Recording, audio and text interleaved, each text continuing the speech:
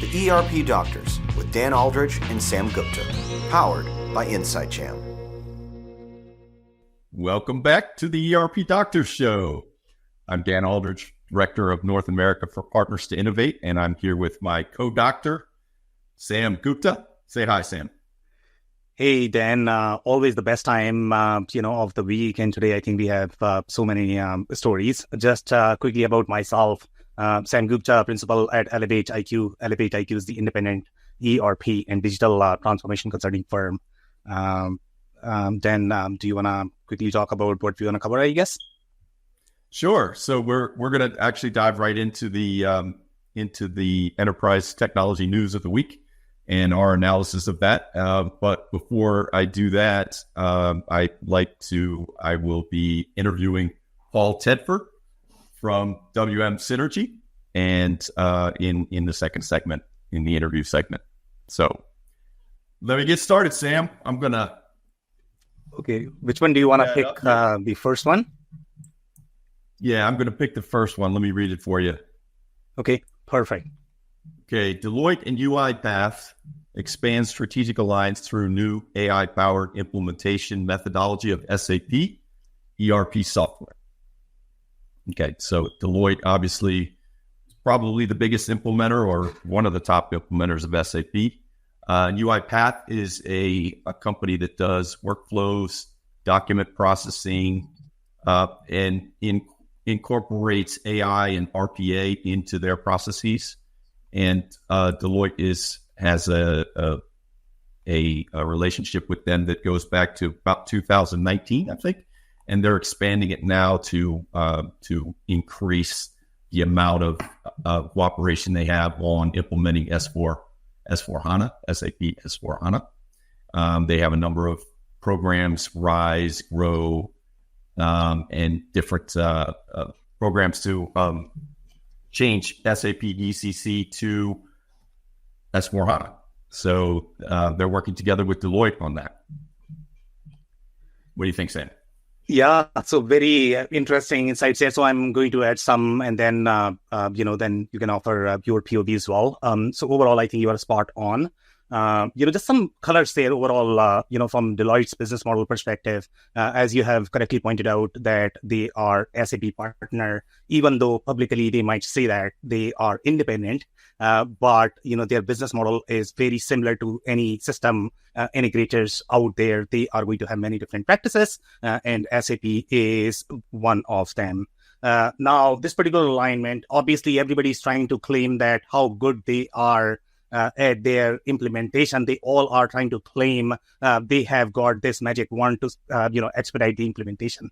Okay, so that's where this story is coming from overall. But if you look at the the UiPath comment that you had mentioned, then so UiPath, obviously it does workflow, but for the most part, the core positioning that UiPath has in the market is for RPA, which is going to be your robotic process automation. And typically these technologies are going to be good at the desktop-centric processes when you are trying to automate very ad hoc processes. They are not as good at automating your enterprise-centric processes, the ones that are going to be dealt by technologies such as your ERP or workflow automation technologies, for example, let's say ServiceNow. So in this particular case, what they are trying to pitch in is they have come up with the framework. And obviously, there's going to be a little competition between SAP as well as, Deloitte here, because SAP is trying to promote that, hey, I've got this RISE program, I believe, right?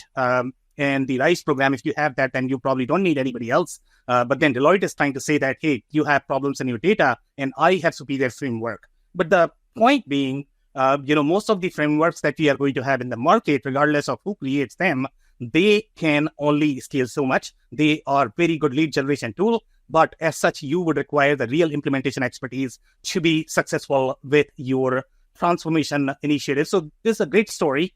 Great job overall in terms of streamlining this from the tool perspective. But as such, does it really add much value from the implementation success perspective? That might be my question. So then over to you. I don't know if you are going to agree with me, disagree. No, I agree. I think it is heavily focused on the implementation methodology piece rather than the actual RPA and AI within the software within S/4HANA itself. And I think anything that they can do to speed up the process is great, right? Because they say in the article here, they say that it's a complicated process, takes a long time, spend a lot of money. So anything that can speed it up in terms of automation or intelligence that can go into the implementation process, it's great, right? It's something additional to Rise and Grow. Also, the Grow is the more mid-size company path, but similar to Rise. So, but I think the more exciting part of UiPath anyway, working with Deloitte, is to create these RPAs and to do like invoice processing. I found a little thing about Thermo Fisher Scientific, which is a $44 billion manufacturer, and they cut their invoice processing time by about 70% by using this RPI or RPA from UiPath. So I think that's more exciting, and I think you would agree there. It says it's for implementation, and it's in a way it's sort of competing with Deloitte, right? SAP is sort of competing with Deloitte in a way. Yeah, I mean, SAP is not going to say that because obviously Deloitte is trying to sell in the enterprise space. But as such, if you look at the offerings are very competing. So, I mean, personally, this is not very exciting for me. That's my positioning. I'm just like, we're just another shiny tool, I guess. Not much value add. Yeah, do you want to move to the next one? Of it. Yeah, let's go to the next one. So we have two actually about HCLTech. Sorry. HCL, yeah. HCLTech. So the first one is launching a program called AI Force to accelerate time to value in software development and engineering life cycles. So this is kind of a nightmare scenario, I guess, for developers, right? AI is finally taking over the development work cycle in software and kind of R&D type cycles for engineering. No, actually, seriously, I think it's going to be a nice thing. HCLTech is an SI essentially, right? So it's developing this GenAI platform to help. It's based on Azure Open API, which is a particular flavor. And OpenAI. Open. It's Azure flavor of OpenAI, I guess. And also Microsoft GitHub Copilot. So it's Microsoft centric. Yeah, so I'll add some background there, I guess. So HCL, you are right that they are system integrator, but just I don't think we have covered HCL so far in terms of the stories that we have covered, in our episodes. So traditionally, traditionally, HCL was very hardware-centric company. That's the way their roots were. The way IBM was very, very, very hardware-centric business, but then they moved into software consulting, and today, I don't think they do any sort of hardware. But HCL, I mean, they always had hardware in their blood. Right now, I mean, they have acquired a lot of products from IBM as well, some of very popular ones. But for the most part, the way HCL's business model is, they like to acquire technologies that are going to be completely outdated so that they can make money from services. That's how they retain a lot of different customers. So that is just one dimension, okay? They are doing a lot of product acquisition and they are trying to innovate those, but they are not necessarily a product company. So this particular story is aligned towards the hardware or the operations side of things, even though everybody's talking about OpenAI, AI. But here we are talking about the chip development, which is going to be the actual product development. This is not necessarily touching the ERP-centric or any sort of enterprise software categories. In my mind, this would be more of the actual technology development for the product. Typically, that is a separate branch in general, which might not be as consistent with the other system integrators that we have seen so far then. So that's from my side. I don't know if you're going to have it. Oh, no, I agree. I mean, chip development is in here, and cloud and business process optimization is part of it too, which is a services play. So yeah. Very nice. All right. So this is two-parter. So this is another HCLTech one. So our friends, ServiceNow. I think we have to cover ServiceNow every week as a rule. Yep. Yep. So it says that the offering is to adopt ServiceNow's Gen AI capabilities across the business. And I think that they're already using ServiceNow, so they have a big ServiceNow practice, I think, and they say they're doubling down. So with this new partnership, that they're going to do more design and implementation and managed services and things throughout the suite of products. So it says it's also going to be vertical focused, I think. Let's see. New use cases, vertical. Yep. So there's some verticals there. I think this probably corresponds to ServiceNow's vertical, right? Probably not anything new. Like ServiceNow is not going into manufacturing, for instance, with HCLTech, right? Yeah. So honestly speaking, I mean, this is a very, very, very similar story as what we have covered so far from the ServiceNow perspective. So these are just the partnership announcements. They are going deeper with the system integrators. My understanding is that we have covered Virtusa, have ServiceNow, and then I don't know if you recall Wipro. I don't know. Wipro did ServiceNow as well, I believe, right? Yes, right. Yes, Wipro did. Yeah. So Wipro did. So now this is probably third or fourth that we have seen. If I remember the announcement for Capgemini that was related to 3D, they were going more into the 3D configurator, metaverse, VR centric, COE. But this is all, most of the large system integrators, they all are trying to create practice with ServiceNow because obviously ServiceNow is very hard at this point of time. There is no question there. So I don't think, there is nothing new here as such in the story. It's just a practice. Obviously ServiceNow is going very, very, very deep with every single system integrator. And hopefully that is going to pay off, in terms of getting high revenue for them. Well, if you look at their market cap, it's soaring, right? Yep. It passed like Tesla or something like that recently. So they're really doing well. Yeah, and I'm not surprised here because Bill, he's really good at creating these relationships, these strategic alliances, as well as, the ones that are really going to grow revenue. And he brings all of these relationships from SAP. So that's why, this is really exciting. Former SAP CEO for the Americas. And so, that's why ServiceNow and SAP are joined at the hip, of course. Yep. Because of that relationship. So, or at least that helps. Okay, so that's that one. Let me move on to the next one here. This one is ActivTrak. Yeah. ActivTrak enhances workforce planning capabilities with new headcount planning features.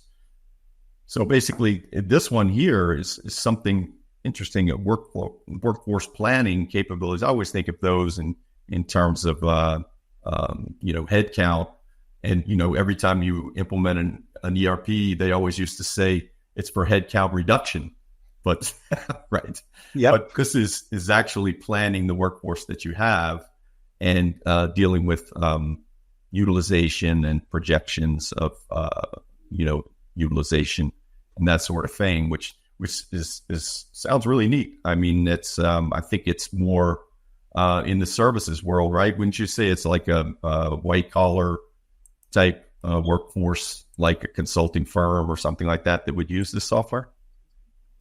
Yeah, so this is a very interesting story, and I did not have time to research on them, who they are. I don't know if you have had any time, and we have not covered them on WBS Talks either. So we just don't know, what they're positioning it. But I'm simply reading from the story. So my understanding from the story, the way it is coming across, Stan, is that they are into that workforce planning, and typically, in my mind, that will be the branch of your FP&A. And when I say FP&A, meaning the whole data layer, so you have FP&A, SNOP, as well as the workforce planning. So when you look at solutions such as your Anaplan, they are doing the whole connected planning, including your workforce, SNOP, and FP&A, all three combined.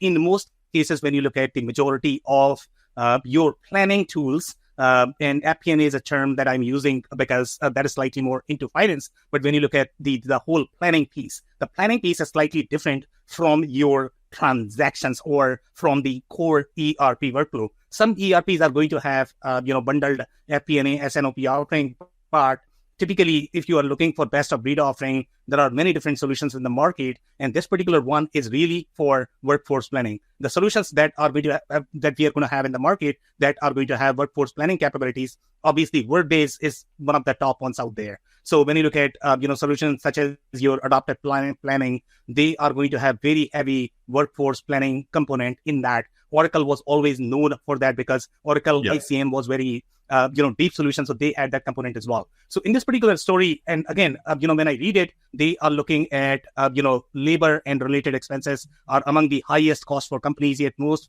leaders lack the data to quantify workforce productivity, engagement, utilization, and more. So I'm not necessarily getting the sense of which industry they are targeting, whether white collar workers or blue collar workers. But the way it is coming across is that they are saying that new headcount planning dashboard can be easily customized and integrated with additional data points. It is currently available for Power BI with versions. Power BI, yep.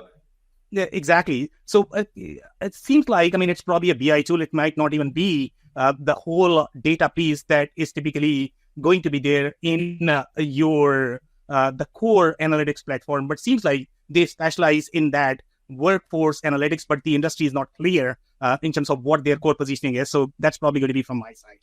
I think it's perfect for like a consulting firm, right? Services firm would be great because this is always something, how much, utilization are you having? How much bench time are you having? How do you reallocate if you have bench time to maybe internal projects or something like that? I could see it be used in that, in that context. And depending upon where they focus. Where they focus. So, for example, let's say if you look at the workforce planning for a manufacturing company is very different from a retail company than for a consulting company. So, depending upon how their data model is, what is their sweet spot? The industry matters for workforce planning. So, again, it's not very clear from the story, and that's why I'm not commenting on that, I guess, that, we don't know where they really target. Yeah, you can't tell. Yeah.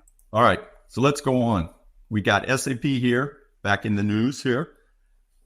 Too much SAP in one episode. Yeah, a lot of SAP. Yeah. Good Lord. 2 more SAP. Well, maybe we'll pick one up in the third section.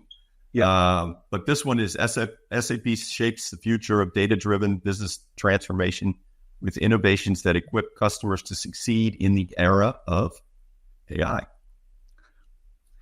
And, so why don't you go ahead, Sam? I'll jump back in when you get done. Yeah, so this is a very interesting story. So I'll add some colors here and I'll provide some background as well. And I think that is going to be consistent with, some of the stories that we have reviewed, in the past as well. So obviously then, as you know, everybody is trying to claim that they can bring all of this data in one place and you can do a lot of things from the data perspective.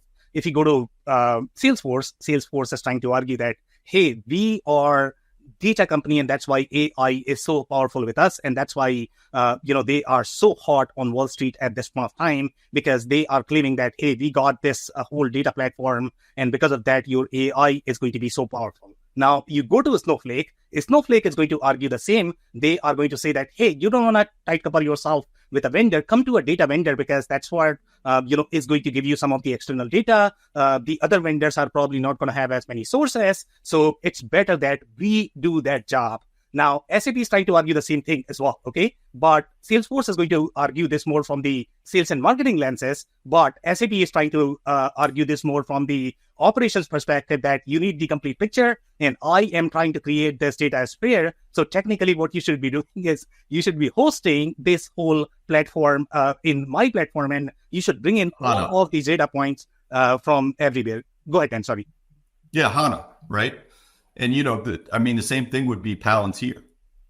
They're the same sort of thing we'll control all your data. But of course, SAP has an incentive to bring everything onto HANA, which is their proprietary database. And when they're going to S4 HANA, which is meant for HANA, then they can have it all together. And this looks like DataSphere is a way to bring all that data together. And they call it a business data fabric architecture. I'm not exactly sure what that means, but I think it's a data lake, data warehouse. There's many names, but it's a way of kind of bringing all that data together, maybe providing one source of the truth, and then you have other innovations like the SAP Joule, the knowledge graph that's on DataSphere, and several other capabilities that they could use, but only with clean data.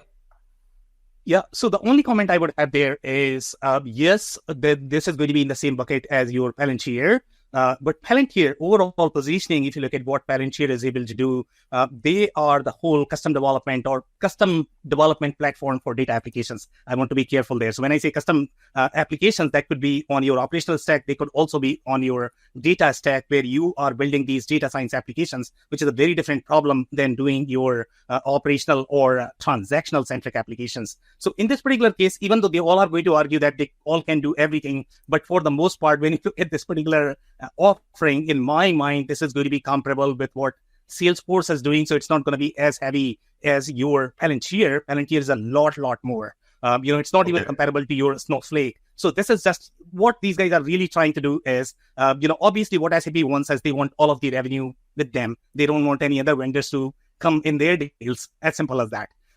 So they are going to say, hey, we have the entire stack. You don't have to go anywhere else. You have ERP. I have, your data lake. I have, your ACM. Right. Why do you have to go anywhere else? Analytics Cloud, right? You don't need Power BI if you have SAP Analytics Cloud, right? Yeah. I mean, but that's what every vendor is doing, and that's fair, right? I mean, they are incentivized to do that. I mean, everybody's trying to sell here, right? So I don't see any problem with that, but I mean, that's what they are trying to do. Perfect. All right. I tell you what, I'd love to get to our interview today. So I'm going to put off, if that's okay with you, Sam, I'm going to put off the Deloitte and Onapsis one until the final section. Is that all right? Yep. All right. Perfect. Let's go to break. Solutions Review is inviting you to join InsightJam.com. What started a few years ago as a social media event to celebrate enterprise technology has now grown into an always-on tech community with live events, discussions, videos, vendor showcases, and industry resources. Our vetted roster of experts, thought leaders, and analysts are sharing tips and tricks daily. So if you're interested in getting involved, join the long list of companies and brands who have already participated by visiting InsightJam.com today. Now back to the show. So this week we have another Paul. We decided we're only going to interview Pauls from here on out. So this is our third Paul in a row, but this Paul is Paul Tedford, and he is with WM Synergy. And so Paul, why don't you give us a quick introduction? Great. Thanks, Dan, for having me on the show. WM Synergy is a North American systems integrator or value-added reseller of ERP. What we try to do is help manufacturers and distributors reach their full potential through helping them select the right ERP for their business and doing the implementation on time and on budget, hopefully, and then helping with innovation, extensibility, and doing some cool things with like IoT on the shop floor, smart manufacturing, and then best practices. So that's a little bit about us. That's fantastic. So I've got a manufacturing guy and I have a non-SAP guy. That is first time in a while. We focus on the small medium business side of it. Yes. Right. Yeah. So I'm typically enterprise. So I'm really interested to hear your thoughts in the SMB trends and things like that. But I'll start off with the question about. So we hear so much about failures. Rates 70%, and and I take that with a grain of salt. It comes from McKinsey from years ago. Right, that they fail 70% of the time. So I'm interested in your thoughts on what are some tips for successful ERP implementation. Absolutely, good question. So, yeah, it's. I had one client that we were working with. He hadn't bought an ERP yet, but he had heard from all of his friends in the industry that buying an ERP and implementing it was like clawing your eyeballs out. So. We try to make it not be that bad as clawing your eyeballs out, right? So I think some of the things that help in the SMB space is to have a good understanding of what the real business objectives of the project are. Some customers come to us and they have a compliancy need. They need to be CMMC compliant, for example, and that's their biggest need. Some come to us and say, it's taking 20 days to close my month end, and they need to close it in 2 days and become more efficient, or 3 days, become more efficient. So that's their biggest need. Some come to us with a different kind of business problem, like they lost their biggest customer because they couldn't deliver on time, and they need to deliver and have their materials and capacity more, better planned, so they can have better on-time delivery, not as much overtime. And then the other thing that we always see is folks that don't know which products are profitable and which ones aren't profitable. So it could be any one of those things that the business need driving a project. So really understanding and digging into that before you decide on the ERP, because there are ERPs that are focused on solving the business problems that each company might have, especially with different verticals in manufacturing. You might have a process manufacturer that's making, chemicals and paints, or, brewery type beer, that kind of thing, on the more fun side. But you might have somebody making capital equipment. You might have somebody in aerospace and defense, and you might have somebody with small machine components. So it just depends on what people do. And if you have the scope, that's the right scope, the right product, and people that have been working in your industry, the partner that you choose is really important. The big thing is if you have a company that has consultants that have been doing it for 16, 18 years, that have been in 100 implementations, they're seeing the best practices in your vertical from multiple people, and can bring that outside experience to your company. So I think that's one of the big things, Dan. That's just one of them. But what do you see the same thing in the enterprise? Oh, totally. I was going to say that if you can get a really good vertical solution, then that's always the best to start with, right? And then you have the business process. I mean, at Infor, I know you're an Infor partner as well as an Acumatica partner. Right. They had the what are called the business process catalogs, which are industry vertical specific, and the actual in the enterprise space, we have the automotive, we have the aerospace, we have the industrial machining and everything like that. And I know you're dealing with Sightline, I think, or what? Correct. Sightline, Cloud Suite, Industrial. And they also have business specific, vertical specific models, and the software is built for that industry. So you mentioned compliance, you mentioned vertical industry solutions. In automotive, for instance, it's all of the business partners that you might have with EDI, with business partner exchange, that kind of thing. But it's that whole flow of EDI transactions, invoicing, all of those things are modeled in the business process catalog. So you go in with that, and you go in with the business process, re-engineering mindset. And to set, like you said, I think one of the most important things that's frequently not done very well is the setting of KPIs for the project, right, and for the system after the project goes live, right, to be able to measure those business metrics. I think you mentioned inventory turns, on-time delivery, all of those sorts of things. And then if there's a specific compliance objective or something like that you need to build that in from the outset, right? And bring your best practice knowledge in manufacturing. I see that you have that in the IoT devices and all of those things.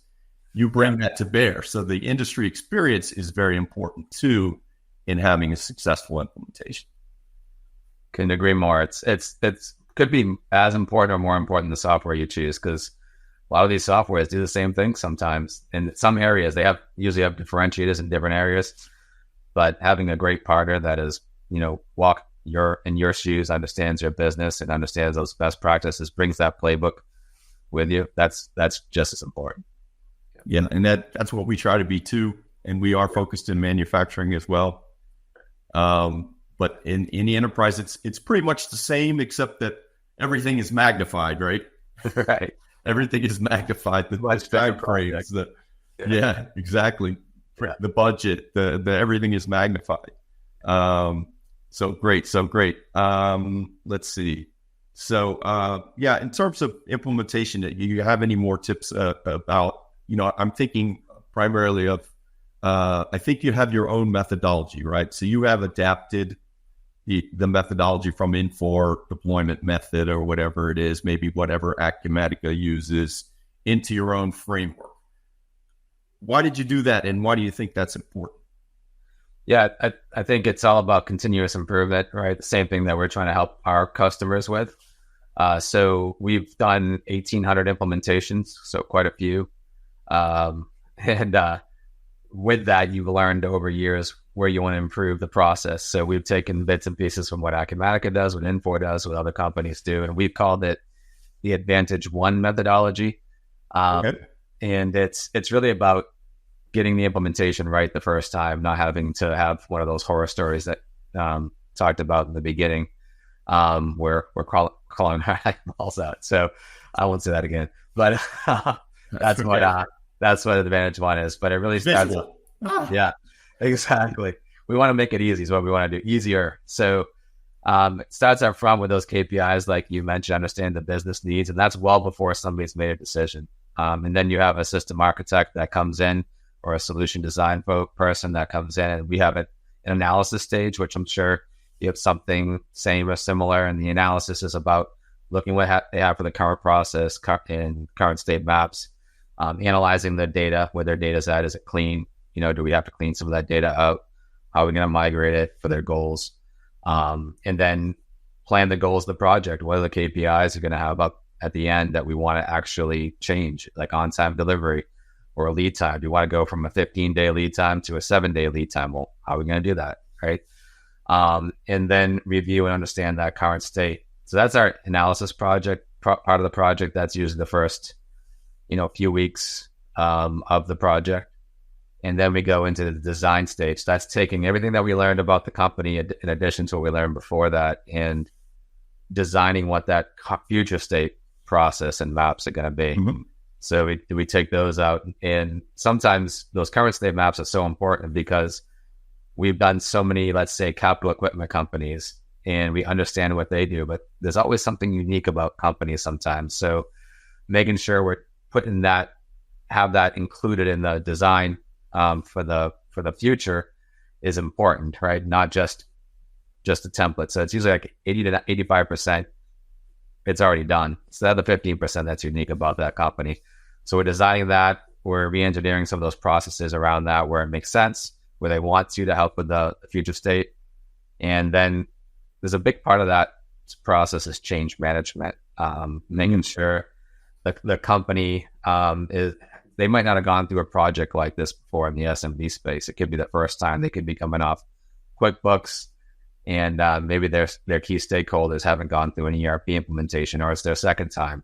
So helping them with change management and what's involved in that. And then from design, we go into testing, which is, training, making sure they do some conference room pilots, things of that nature around the testing, any kind of corrective actions. We throw some curveballs at them. Hey, what happens if you get an RMA that you didn't expect and it's lock traced or something like that maybe they didn't test when they were going through it the first time. So throw some curveballs, make sure they're going to be self-sustaining when they go live. And then there's the deployment step, which is going live, making sure all the reports run, doing your first month end, everything's working, and we're stand by them. And then what we're really proud of is the improve step, because we started what we call our Center of Excellence at WM Synergy. Mm-hmm. And that's really some ERP agnostic consultants that are continuous improvement experts. They're lean, Kaizen, theory of constraints, experts that do things I love theory of constraints. Right. The goal, right? The goal. Great book. And yeah, it is. I love that book. And then those Center of Excellence folks come in and they just look at it again and say, okay, you went live, you got all these things that are in scope. Keep your key stakeholders, the people involved in your implementation project, together, and let's set up quarterly sprints to continuously improve. And that's what the improve steps all about. So you use some agile in there with your waterfall. Exactly. Waterfall and agile. Yeah. Yeah. Sounds great. So, awesome. Okay. Very similar to ours, by the way. We have our posts go live. A step we have sort of like an ERP health check to bring in the elements, like in the Infor, it's called the OS, which I think you're familiar with, right. The OS. Yeah. To bring in some of those elements to do some iPaaS work and lots of different, maybe bring in RPA, AI, all of these shiny things that it can do. But mostly, I think analytics and workflow is the most important part there, to make sure all this, and you can bring those KPIs into an analytics package, whatever it is, right? ERP agnostic. So I think because you're in the small business area, SMB area, what trends do you see in the ERP business in small business and medium business? Yeah, I got a few of them, but I'll mention one that kind of relates to what we were just talking about, like making sure the project is successful and you have a good scope. But one of the things I think that happens during an evaluation of ERP where you're looking at multiple products is you go into a project thinking, hey, I want to improve my on-time delivery, close my books quicker, and be more efficient, whatever that might mean, and have good data visibility. And all of a sudden you see all of these bells and whistles that all these different projects has. And what you want ends up being a much bigger project. So we see that happening because there's so much new. There's AI out there. There's, IoT out there connected to your ERP. So all these different technologies that are coming out, people want them when they see them. So how do you make sure that one of the trends we see is making sure people are focusing on those key requirements, because you only have so much capacity. You have your day job still when you're implementing, right? So that's one. Do you see the same thing? Yeah. Oh, yeah. I mean, in terms of resources, the consulting resources are almost secondary to the resources of the people internally, right? The key users, how much time do they have?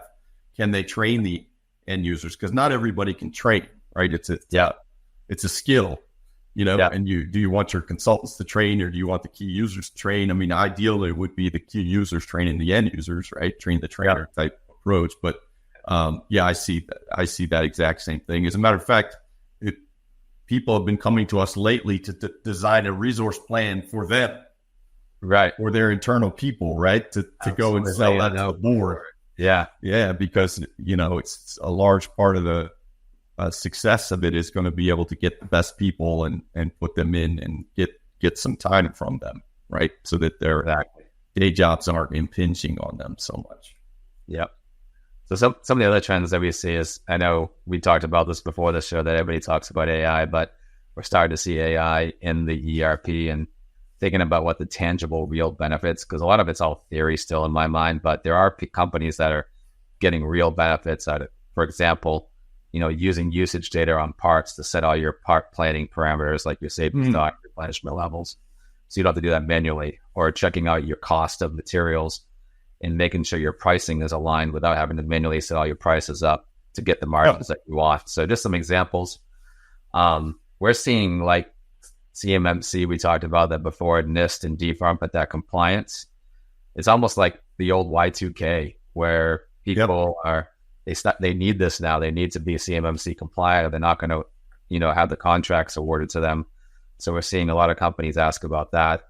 Data is the new oil, right? So data being used in reporting, analytics, data governance is becoming a lot more important, and having executive team be able to see the data on, they don't always go in the ERP. So being able to see the visualizations on a mobile platform it's been a big trend for the last 5 years, but even more so in the SMB now. And the predictive analytics around that. Absolutely. And that's a combination of the AI and the BI capabilities.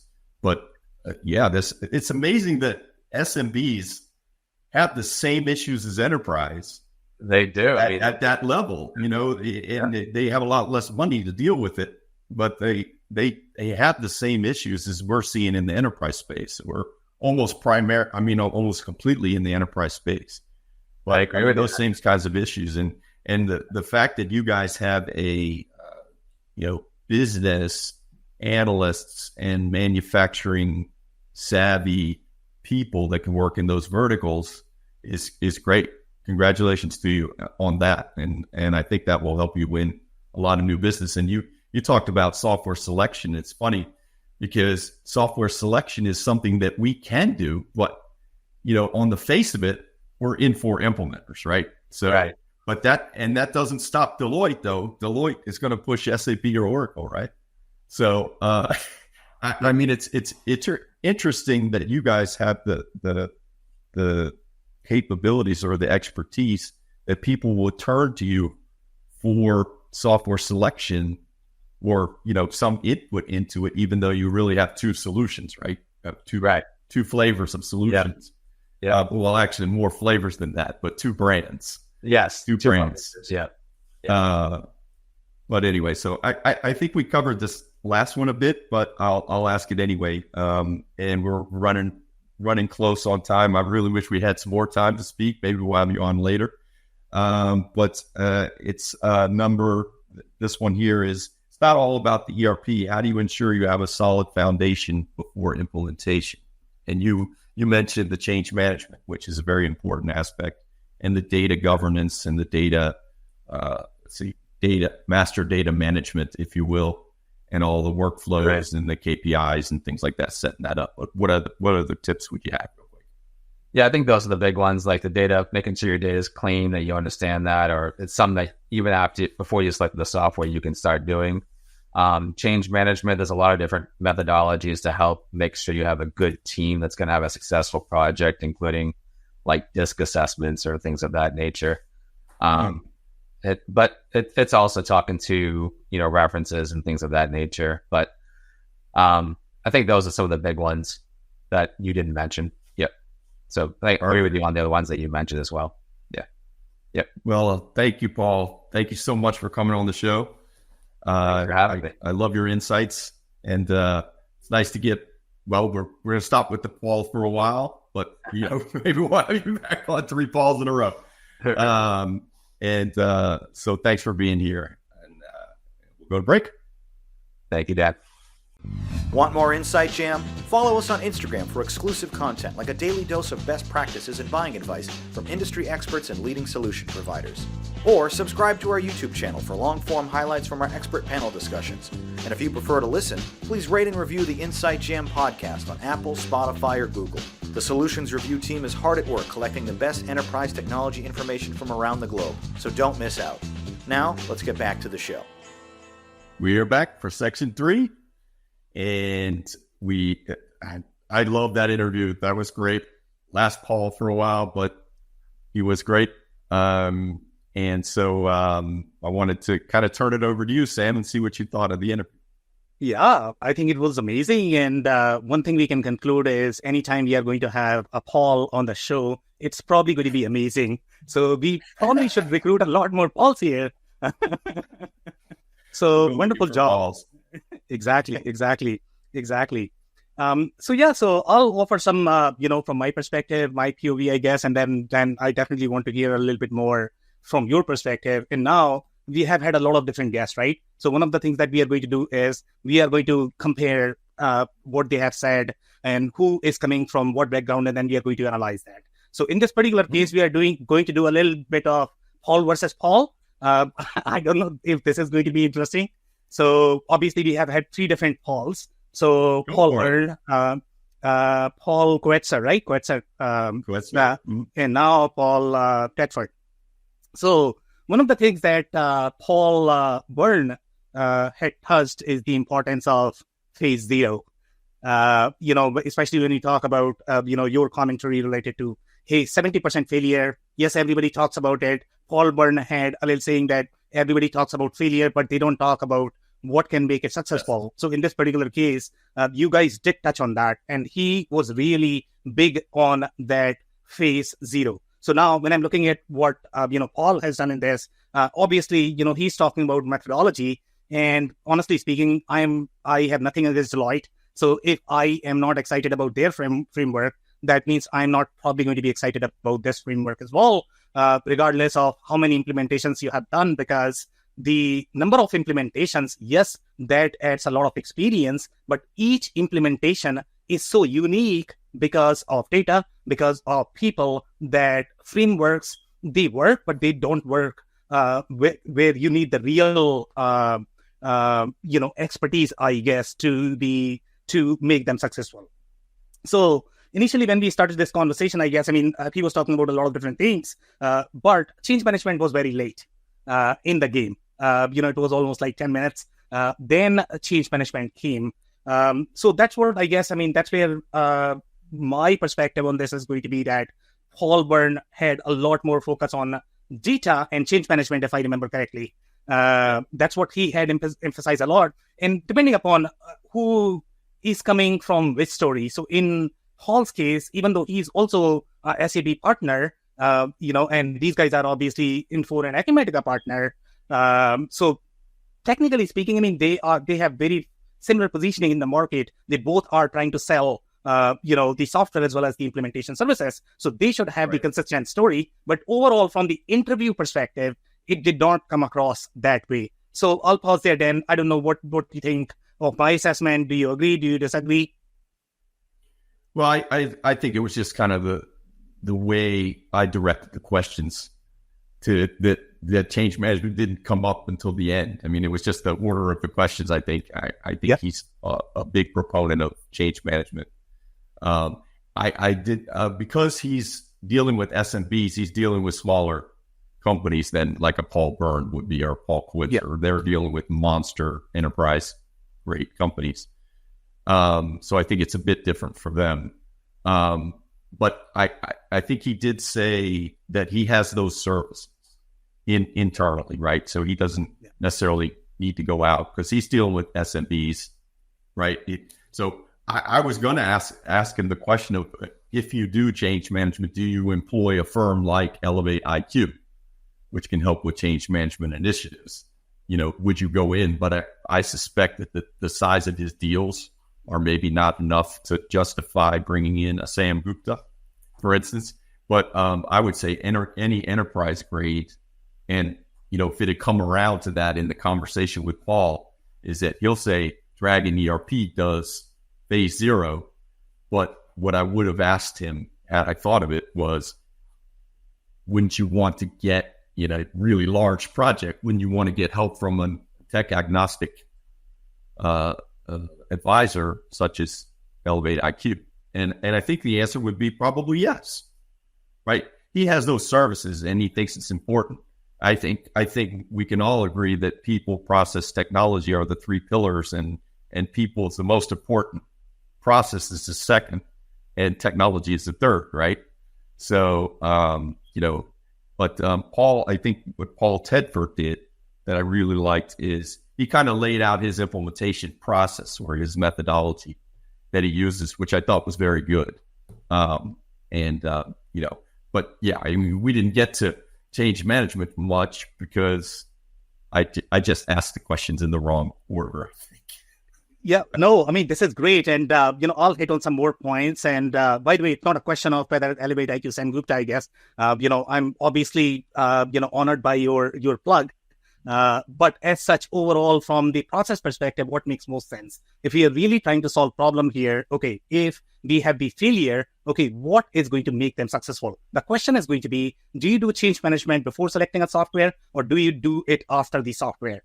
And I don't care which software it is, right? SAP Infor, it doesn't matter, right? The problem that you are going to run into, when you are going to do this after selecting the software is that you are not looking at this more from the agnostic lenses. You are going to have a lot more problems in the processes and data, and you need to look at that from that lenses and then figure out, okay, which software is going to be close.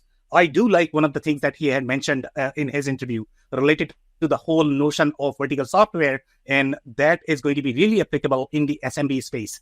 Because in general, when you contrast SMB versus enterprise, you guys were saying that, you have very similar problems, but the problems that you have in the SMB space are slightly different. And the what is different in the SMB space, number one, you are not going to have the same sophistication. Okay, you just don't have that skill set. You don't have executives who have gone through 5 or 6 different implementation, and they are going to be extremely tight on budget. They are going to be extremely unrealistic on their expectations. And that's why when we do the analysis, let's say if we are analyzing 600 different implementation data points, SMB has far more failure. The reason why SMBs have far more failure is because their expectations are never aligned. So his space is far more challenging. And let's be honest here, okay? So when you are looking at SMB budgets, okay? So the budget is going to be, the customer is going to say, hey, I'm paying $80,000. My NetSuite friends are going to argue that, hey, I can do implementation in $30,000. Okay, so that is the kind of budgets that we are dealing with, right? And let's see the competition can. What's that? They can't do it for $30,000, by the way. Nobody can, Dan. Let's be honest here, okay? Let's be honest, okay? They're going to change request you to death. Yeah, exactly. So when you look at $30,000, and I always like to advise this, okay? When you're looking at $30,000 implementation, do the math, okay? look at the average rate of an ERP consultant. I don't care whether the consultant comes from a VAR or OEM or it comes from independent consultant. Just do the competition. Okay, the average rate, then in your experience in an enterprise, it's probably going to be 200, 250, maybe SMB, somebody might sell it for 150. I mean, that's probably average, right? How many hours do you get in $30,000? Please tell me. And in that, you are expecting somebody to go and understand the entire business. Okay, do business transformation, do data cleansing. Okay, change your entire business and be successful. How do you do that then? Please tell me. You don't. It's impossible. Right? Right? Exactly. So we need to be the number one thing to be successful with any ERP implementation will be that be realistic. Understand that companies are trying to run business here. I don't care whether this is OEM, reseller or consultant or whoever.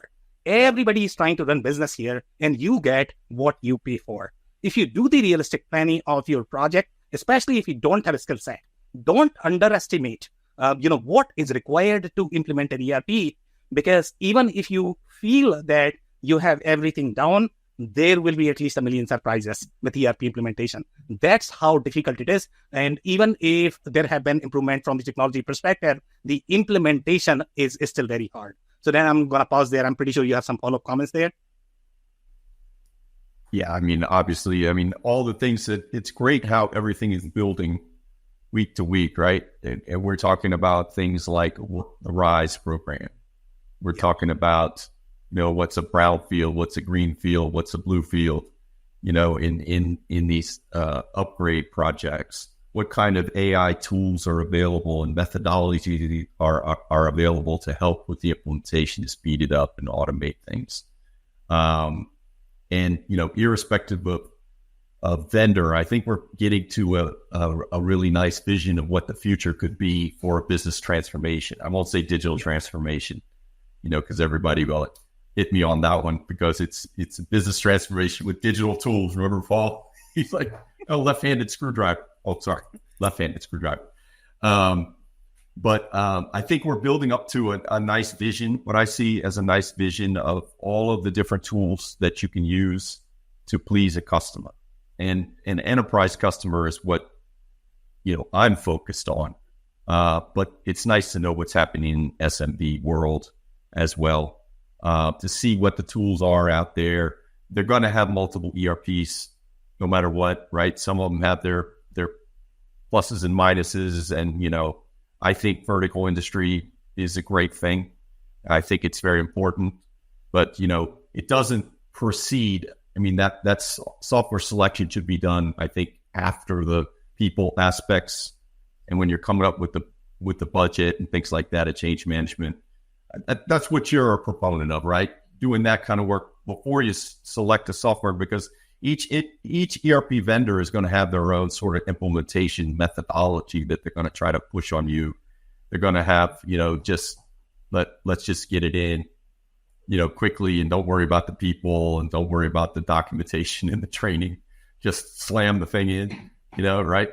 And I think we're both in agreement that one, it's really good to have independent tech agnostic advice like you and Eric Kimberling and folks provide, regardless of the software, if you get to an enterprise level, to take care of those people aspects and the business process mapping and all kinds of things, data. Because you're right, the data is different each time. The business processes are different each time. But I think we're getting a sense, and even things like the composable piece, they all can play a role in a large implementation with many, many moving parts, or a large transformation of a business.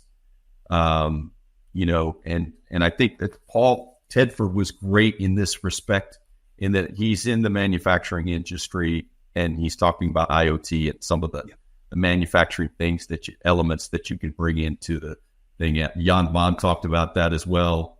Yeah. Ronald talked about that as well, workflows that go into manufacturing and things. Those are most interesting to me because I'm a manufacturing guy as well as an ERP guy. So, but I think we're kind of together. I think you and me are kind of together in building on each show builds And also we're trying to create a vision of the future of business transformations using ERPs as tools. That's what I think. That's what I think we're headed for. That's what I think we want to provide to our audience, is something like that, a vision of what could be. Yeah, so very interesting. So, a couple of more things, I guess, more from the interview perspective. And I am going to ask you a question, I guess, because in this particular case, he came from manufacturing and you do a lot of work in manufacturing. He mentioned a lot of different trends. So obviously I need to pick your brain in terms of what you are seeing in manufacturing. So he was mentioning a lot of different things from the industry perspective, CMMC perspective. I don't know if you also look at those trends. And if you look at those trends, so from his lenses, I mean, he is keeping all of these processes inside ERP. Obviously, in the enterprise space, it's going to be slightly more. And now you are a big proponent of composable, right? So would you keep these processes inside composable architecture, or would you keep inside ERP? So I don't know what comments you're going to have then there. Most things down on the shop floor and production related, I would keep them in the ERP and the MES, where they're good. That's where I would keep them. I mean, composable comes in more of like customer service, or some sort of app where they want field in the field service or whatever. They want to enter some parts, or they want to enter something like that, or crossing other applications. Like they gave the example, the Van Bark guys gave the example of Lotus Notes. So an application like that incorporated with an ERP.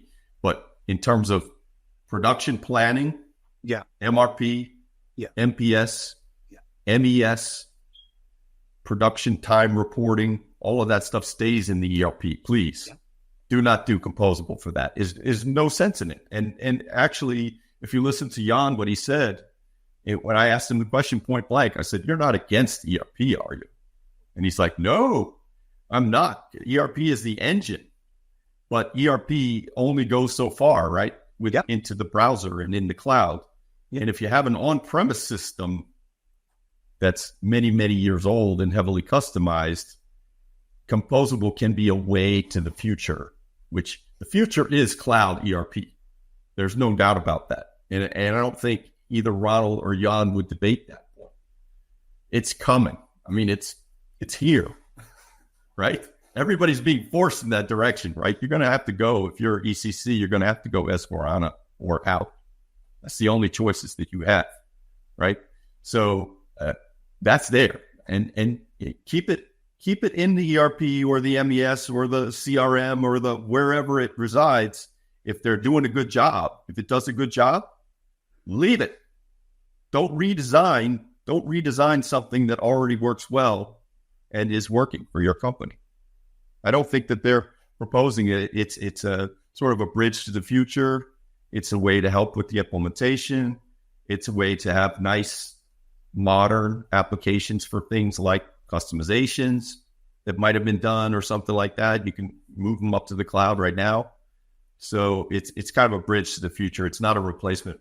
If they wanted to redesign ERP, they could spend 10 years doing that. And there's 100 different ERP systems out there, right? That would be at least as good, right? Why would you spend your time doing that? There's so many choices. Yeah, could not agree more. So do you want to go for one more story I think you wanted to hit on, or do you want to hit on more in the interview? We're running a little over. Do you want to pick it up real quick? On the story, I'm happy to do it. So this is the cybersecurity one, I guess. So in this particular case, again, a lot of SAP, I guess, a lot of Deloitte today, for whatever reason. So in this particular case, they have signed a partnership. So here it reads, Onapsis, a leading provider of enterprise resource planning, cybersecurity, and compliance. It's mind-blowing. They have coined the enterprise resource planning term there, but they are acting in the cybersecurity and compliance space. Okay. And obviously they are partnering with Deloitte. So I don't know how many ERPs you are going to have, I guess, in one installation, but it seems like they are partnering with SAP. This is going to be on top of SAP. So technically they are coining the term ERP, but they are not essentially ERP. They are more of the cybersecurity centric, solution. So here they are saying the alliance combines Deloitte's SAP cyber risk management capabilities with Onapsis market leading platform focused on securing clients' ERP systems. We look forward to offering Deloitte and Onapsis shared, client path. And again, I guess my understanding of this is they are doing a lot in the cybersecurity space. So there is a little bit of overlap when you look at this, when you have multiple ERPs in your installations. I guess that's where this is going to be helpful. But what they are doing is really the cybersecurity. And even inside cybersecurity, you are going to have 2 or 3 different pieces, right? So number one is going to be slightly more infrastructure piece. So in this particular case, they are doing a lot more things from the threat detection perspective, secure software development, and vulnerability management. So when you say software development, if you're doing on top of SAP, typically that is going to be applicable in your custom components. That is not going to be applicable in the SAP sort of installation. So again, I think there are many different layers in this particular story, but their focus is going to be really in securing the custom pieces that you might develop on top of SAP. But then there is going to be a little bit of overlap because SAP is going to have its own GRC. Now, if you have ServiceNow in your installation, so they are going to argue that, you know what, you should be keeping GRC inside ServiceNow. Now you have the third component, so I don't know where this overlaps, but obviously Deloitte is going to be excited about this one because Deloitte is trying to partner with these guys and they are trying to offer that custom solution that is going to provide the cybersecurity on top of complete installation, not just, within SAP. So that would be my comment and my positioning. Then I don't know if you're going to have any follow-up comments there. Yep. I mean, you nailed it. I have very little to add, but I will just add that it says something about the RISE program. So as you're migrating, RISE is a program or set of products or whatever that SAP uses to move people from ECC to S/4HANA. And there are compliance aspects of that and vulnerabilities that could be exploited that this Onapsis, it looks like it's shoring those up. And then also the actual S/4HANA software itself, keeping the data safe, because as we know, this AI is really powerful, right? Or there's cybersecurity threats that can expose ERP data. There's some juicy stuff in there, right? They're customers and suppliers and all kinds of, financial data or whatever can be gleaned from a cybersecurity attack on an ERP system. So I don't know exactly how it overlaps with SAP's tools that they already have, except for it seems like a cybersecurity enhancement maybe to things like the RISE program, maybe to go a little bit additional and allow Deloitte to have some services around that. Yeah, great comments, Dan. So I think we are close to our time. I don't know if you want to wrap. Yeah, well, we'll come back next week with another interview and another episode, another bunch of issues. Thank you so much.